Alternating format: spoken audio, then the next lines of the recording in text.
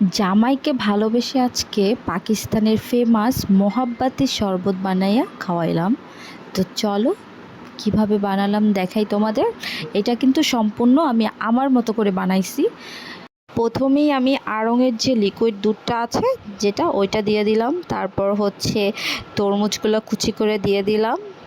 তার মধ্যে 3 চামচের মতো কনডেন্স মিল্ক দিলাম। সবগুলো দিয়ে একবারে মিক্স করে তারপর হচ্ছে আমি 2 চামচ গুঁড়া দুধও দিছিলাম, যেটা আমার ভিডিওতে নিতে মনে নাই।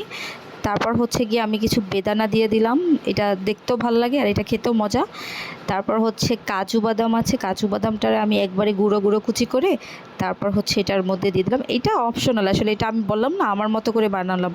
এটার কালারের জন্য হচ্ছে সবাই এইটাই রুয়াবজা ইউজ করে, কিন্তু সত্যি বলতে আমার রুয়াবজার স্মেল, রুয়াবজা খেতে একদমই ভালো লাগে না। তার জন্য আমি এইটা স্কিপ করলাম, এটা আমি দিবই না, আর আমাদের বাসায় কারো ভালো লাগে না। আর যেহেতু আমাদের বাসায় কেউ চিনি খায় না, তার জন্য হচ্ছে এটা এক্সট্রা চিনি আমি অ্যাড করি নাই। এটার যে কনডেন্স মিল্কের যে চিনিটা ওইটাই এটা ব্যালেন্স হয়ে গেছে। আর এটা মাশাল্লাহ খেতে অনেক বেশি মজা, আর আমার সত্যি বলতে অনেক বেশি ভালো লাগছে।